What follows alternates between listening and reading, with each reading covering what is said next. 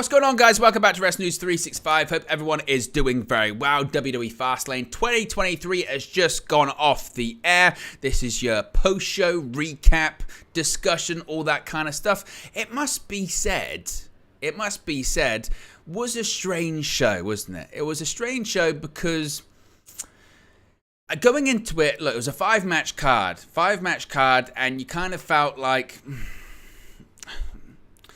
You kind of felt like, I remember someone saying in the watch along chat, and it's, you know, it is true, saying that it felt like a bit like a TV show put on pay-per-view. It's not pay-per-view, a premium live event. And I don't necessarily criticize it. And the reason I don't necessarily criticize it is because it's working. I mean, you could argue that you look at the match card and you go, does it blow you away? You know, not particularly. Is it amazing? It's not super noteworthy, but not every show can be. You know, we've got some bigger shows coming up over the next month or so. Crown Jewel is one of the bigger events for WWE, primarily because of the amount of money that they make from it as well. They make more money than any other show, bar WrestleMania. I think they even make more from Crown Jewel and Saudi shows than they do for WrestleMania, so that's a big show. Survivor Series is a tentpole event for WWE, and given some of the news regarding CM Punk possibly being there, that could be a very, very, very big, noteworthy and buzzworthy show. So these kind of shows are not placeholders. I mean, you had John Cena wrestle. You had a tag team title change and, some good matches, very good matches. I wouldn't look at any of the matches and say that any of them were terrible. You would maybe say the six-man tag team match was probably the sort of low point in terms of match quality, but at the same time, had a very noteworthy return that we'll get to shortly. So it was a...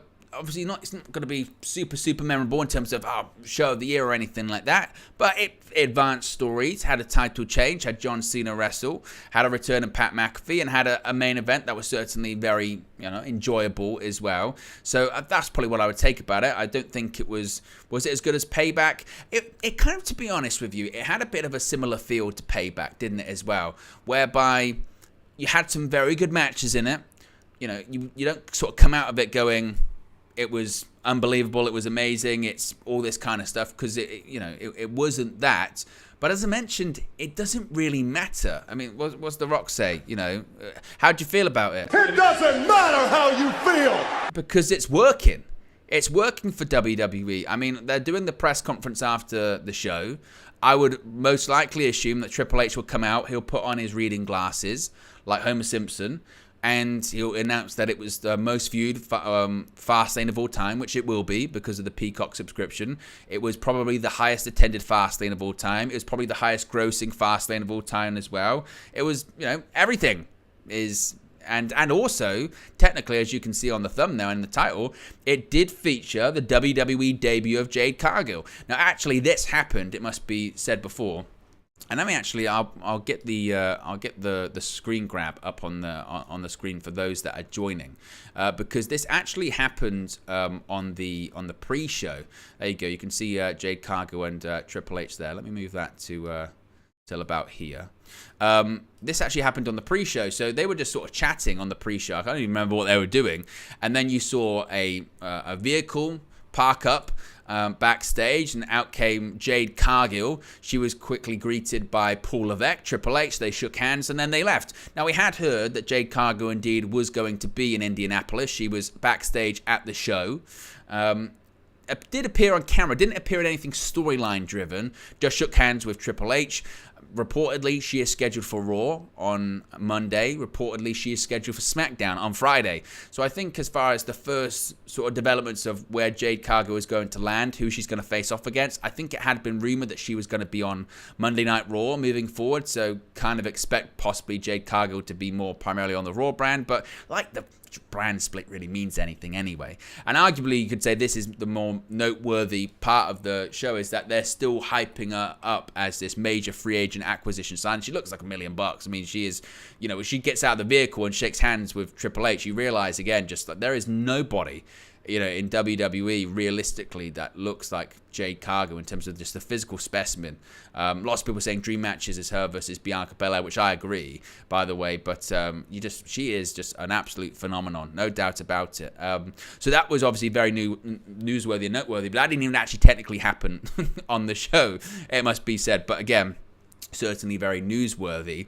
The show kicked off with a tag team championship. We got brand new tag team champions, folks, because Jey Uso's singles push has now transitioned into him once again being a tag team champion. Cody Rhodes has finished the story. He's won a title in WWE. It's not the Universal Championship. It's not the World Heavyweight Championship. It's the tag team championship for the American Nightmare, as he and Jey Uso defeated the Judgment Day in the opening match of the show. And I think, to be honest, there's a strong argument to say match of the night, perhaps, maybe.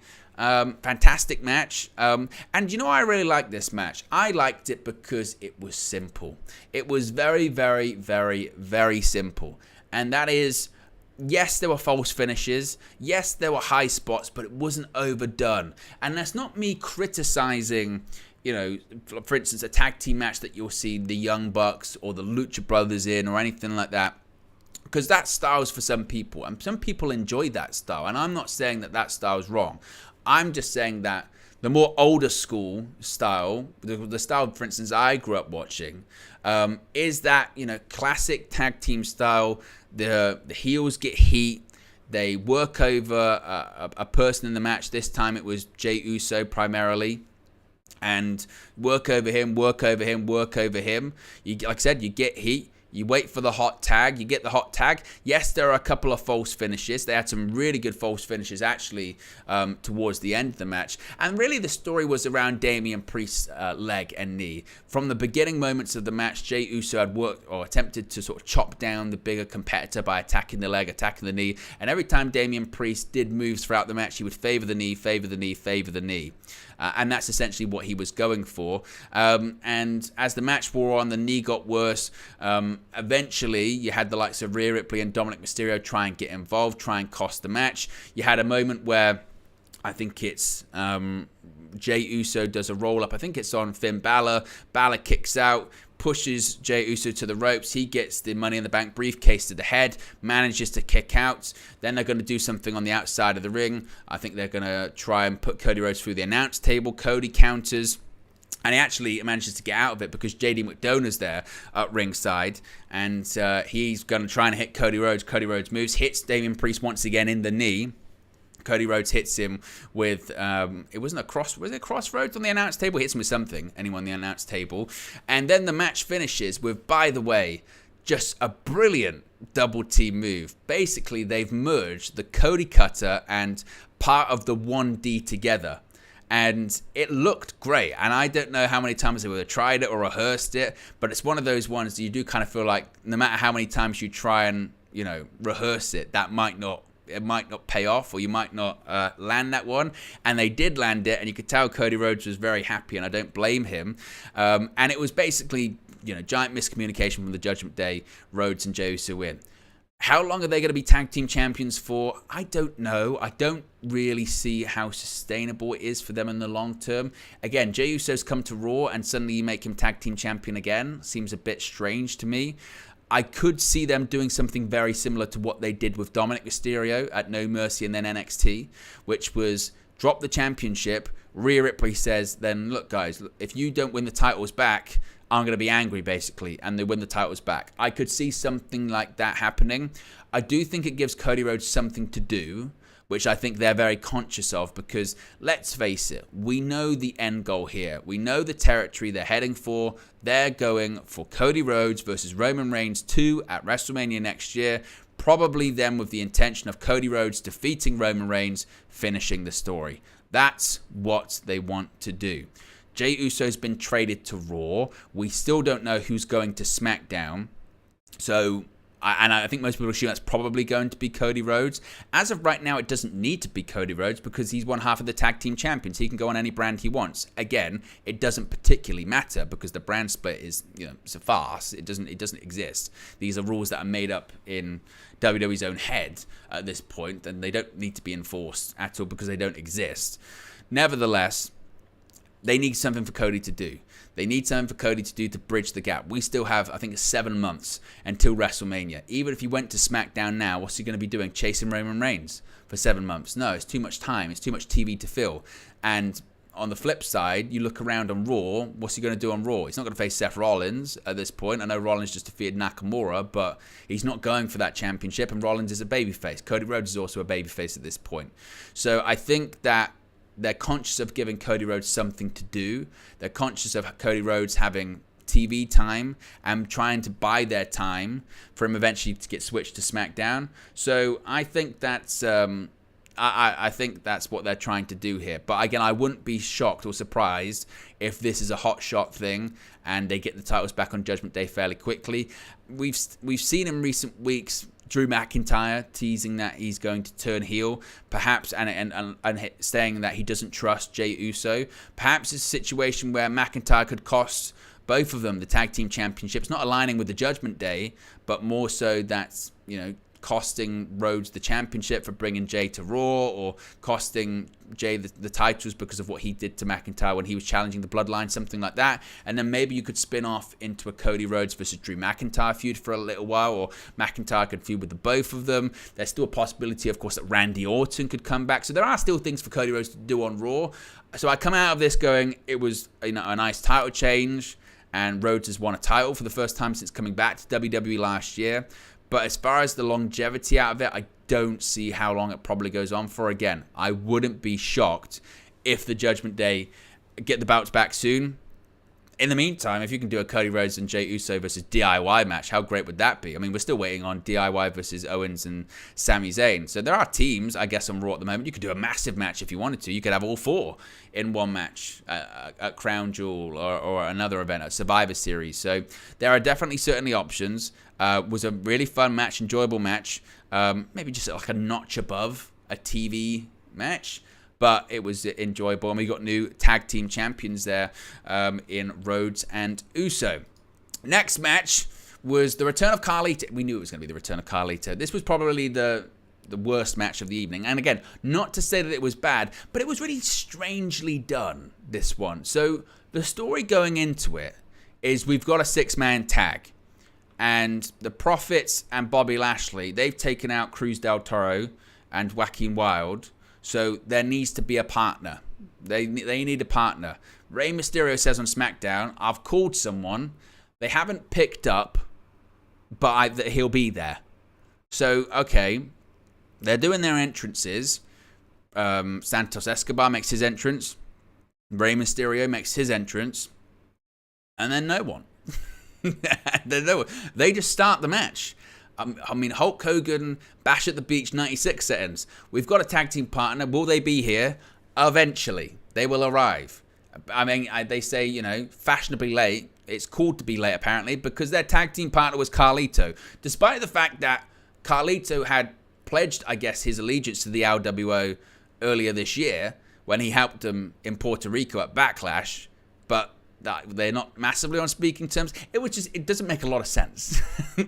Nevertheless, we knew Carlito was coming back. Carlito comes out later on the match because they're doing a thing where Mysterio's crawling to the corner, but I've got no partner apart from the guy I called that couldn't show up. I'd be pretty pissed off. Where have you been the whole time, Carlito? I've been calling you. You didn't pick up, and then you just showed up. What arrogance from you. So he crawls to the corner. Carlito is the tag team partner. I'd love it if they revealed on SmackDown. And he went, so you called Carlito? And Ray goes, no, I didn't call Carlito. I called Chavo Guerrero or someone like that. I was surprised to see Carlito show up because I wasn't that person I called. It was meant to be someone else. So Carlito shows up. He hits the backstabber, gets the 1, 2, 3 and the win. And Carlito's back. And thank God he's back because he's been signed to a WWE contract for a really long time. I mean, he was scheduled to make his return to WWE at the Madison Square Garden show. Now, I was trying to think of when that was. I believe, August? Maybe even earlier than that. That's when he was meant to make his return. And what was that? Was that the Tribal Court episode? It was a big Roman Reigns episode, Bloodline episode. I think it might have been Tribal Court. And the one that went really, really long, and that was what? That was after SummerSlam, I think it was. So maybe end of August, beginning of September. Point being is, Carlito was meant to make his return then. And wisely so, WWE said it doesn't make a lot of sense to put him on that show. It's a jam-packed show. His return would be lost. But then they've put it on Fastlane, and I mean, I don't think you're coming out of this show going, well, Carlito's back. Not that they got lost in the show, but it was second match on, and again, didn't make a ton of sense. But Carlito's back, and I guess he's with the LWO, so cool. But this was kind of the sort of the lower point, I would say, for the show. Not again, the match was bad, but it was a TV six-man tag. That's what it was, TV six-man tag. But the LWO get the victory in that one. Next up, we had the Women's Championship on the line. Triple threat match. Iyo Sky retains her title against Asuka and Charlotte Flair, thanks to a bit of help from Bayley. Now, the story, of course, is that the Damage Control leader has, I guess, been costing Iyo Sky, or been, when she's been trying to help, actually hindering her pupil. Despite the fact she helped her win the title, sometimes she's put her into matches or situations she's not best comfortable with, like this triple threat match in general. But in the end, it was Bayley who proved dividends, because she came out and we had a situation where Charlotte Flair had locked in the figure 4, bridged it into the figure 8 as well. And Bayley is distracting the referee, and as she's distracting the referee, Asuka starts tapping, over and over and over and over and over again.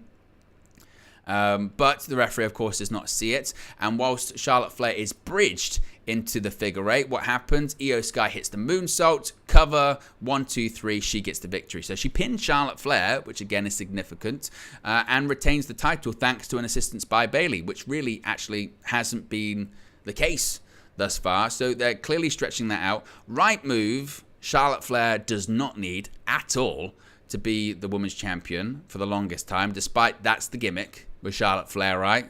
I'm champion. What's your gimmick? You're like with Asuka, what's your gimmick? Well, I got the mask, I got the face paint, I've got the mist, and all that kind of stuff. That's kind of the gimmick. Charlotte Flair, what's your gimmick? I'm champion and win matches. You go. What timing as well. Rob Herring with the super chat says, I wish they would split up the Undisputed Tag Team Championships. I think they're going to be merging them into one bout. So I'm not a fan of the penny titles either. But thank you for the super chat. And as you've just seen, when the super chats come in, you never know what's going to pop up on the screen. And you never know what time it's going to pop up there as well. So big up Rob for the super chat. So Iyo Sky retains. At some point they're building to Iyo Sky versus Bayley, it's clear. I think they're actually struggling to keep Iyo Sky as a heel because the crowd really likes her. The moves are great. This was a really good match. I really did enjoy this one. I think that you got 3, as much as people can rag on Charlotte for various things and her involvement in the title picture and all that kind of stuff, and I do, it's lazy. But she's a great worker. They all are. Like 3 of legitimately the best workers in the company in this match, and it did deliver. This, to me, I talked about, the match prior to this, 6-man tag being a TV 6-man tag. This was a pay-per-view women's championship match. This was quality stuff. And Iyo Sky wins. Where they go from here, I mean, she's done single matches against both. There's an argument to be said. I mean, again, the next match is the Saudi show and Survivor Series. It depends what they do at Survivor Series. If they're going to do War Games again, they might do female War Games again. But they haven't confirmed whether they're doing War Games at Survivor Series this year like they did last year, even though particularly on Raw, it feels like it's set up, or even on SmackDown, it kind of feels like it's set up, doesn't it? You've got the Bloodline, you've got the Judgment Day, and then maybe like baby faces. So they might do that. So maybe you might have like Damage Control. It can't be fully Dakota Kai because she's not recovered yet. So we'll have to wait and see what they do with that one. But it'll be interesting to see who's going to be future opponents, certainly for Iyo Sky. Next match, you had John Cena and LA Knight facing off against the Bloodline. Now, John Cena's in-ring career at this point is very interesting. This match felt like, to be honest, just a vehicle once again to put as much spotlight on as possible on LA Knight and present him as really, the ultimate babyface. The megastar that he proclaims himself to be. He arrived at the arena in the Slim Jim car, skidded into the arena, and came out of it. And for 90 5% of this match, it was the Bloodline beating the hell out of John Cena. And John Cena sold his ass. I mean, the match went 17 minutes, 20 seconds. I think probably Cena was selling for probably 14, 15, something like that, maybe. You know, I think that's how much he was selling for. He took beatings from Jimmy, from Jay. It almost, watching it, felt a little bit like it was Cena just sort of feeling out or trying to get some, trying to get some, what's the best way to describe it? Trying to get some reps in. Trying to build up his sort of, his ring wind, as it were, potentially for a big match, maybe at Crown Jewel. We know he's advertised for it. There had been rumors possibly it'd be against Roman Reigns. I don't know if it would be, but it might. They've done the match before, though. They did it at SummerSlam in 2021, so I'm not sure what the kind of point would be that much. But, I mean, apart from it's a massive match. But maybe they might go LA Knight. But I don't know if I want to see LA Knight versus Roman Reigns. And the reason I say that is be a massive spot for LA Knight, clearly. But the reason I'm not sure I want to see it is because he's not going to win. And I don't know, and this is when you get into the territory of, is it a good thing to work with the world champion, or in this instance, is it a bad thing to work with the world champion? Roman Reigns doesn't work many matches, he doesn't make many appearances, so being involved in that story, of course that's good. Of course that's good for him. But he won't win, because the plans aren't for him to win. Unless this is the direction I think they could go in post this match. I think what we could see is at Crown Jewel, we could see Roman Reigns versus AJ Styles. What we have seen is that obviously AJ was taken out by the Bloodline, and we could see a situation where AJ wants revenge. It'll be a good match. They have good chemistry. They've had great matches before, AJ Styles and Roman Reigns, particularly in 2016 after his WrestleMania title victory against The Rock against Triple H. And so they do that. Reigns will win. I think the bigger and better match for LA Knight right now is to face John Cena at Crown Jewel. That looks to be the time in which Cena's wrapping up his latest run in WWE. So what better way to leave and go on hiatus again than putting over LA Knight in the middle of the ring on the way out? And people say, yeah, but they're two baby faces. It doesn't matter. You can do babyface versus babyface match as long as you build it up the right way. It's just about respect. And we're properly doing the favors. He's raised LA Knight's hand twice. He worked with him as a referee, worked with him in a tag team match tonight. Then you put him over in Saudi, and then you go back to Hollywood. And I think that's where they might be going. I think that would be the right move. I don't think right now the right move is for LA Knight to face Roman Reigns. That to me, again, I'm not sure would be the right move because he would lose.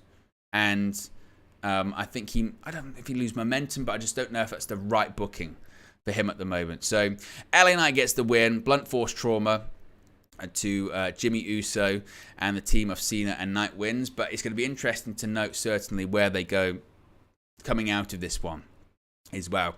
Finally then, we got into the main event. Again, it was a very quick show. Only 5 matches, and Seth Rollins was the last man standing, retaining the World Heavyweight Championship against Shinsuke Nakamura in a match that only went 30 minutes, and was an excellent match, an excellent last man standing match.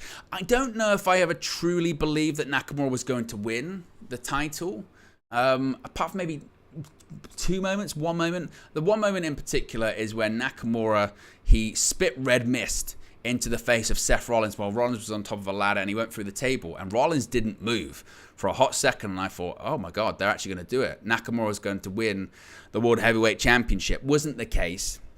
Didn't win the championship. And it feels like there are feuds sometimes in world title runs which you just need matches. Historic runs need title matches, need defenses, need sort of mini feuds in your title run, and that's what this has been. I think it's helped Nakamura. What does Nakamura do now? Probably just goes back down to being in the upper mid card. I don't think they'll have another match. This is kind of the blow-off match. As for who Rollins faces now on Raw, maybe you go towards the Drew McIntyre, maybe. I don't think you go towards Cody Rhodes. I don't think you go towards a member of the Judgment Day, realistically, because they're tied up in their thing. McIntyre feels like that might be an option, realistically. Gunther, not yet. that's not the right move just yet. So McIntyre feels like maybe the most likely one, perhaps. So we'll have to see. But it was a good match. I mean, obviously you could still, we knew going into it as well that Damian Priest wasn't going to cash in Money in the Bank. They had a backstage segment where essentially the Judgment Day said, "You're hurt, you're injured, you got injured in the match earlier on this evening," and Rhea Ripley took the briefcase from him, therefore preventing him from essentially doing anything stupid. At some point, I suppose you could have Damian Priest cash it in. But they have a bit of a dilemma when it comes to the briefcase at the moment, because I'm not sure when the right time is, because I think people are assuming it might be Rollins versus Punk at some point.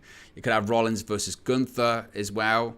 So when do you fit in that Damian Priest title reign? Fortunately, they have time. It doesn't have to be any time soon. It can be after WrestleMania if that's what they want to do. So they do have time when it comes to that.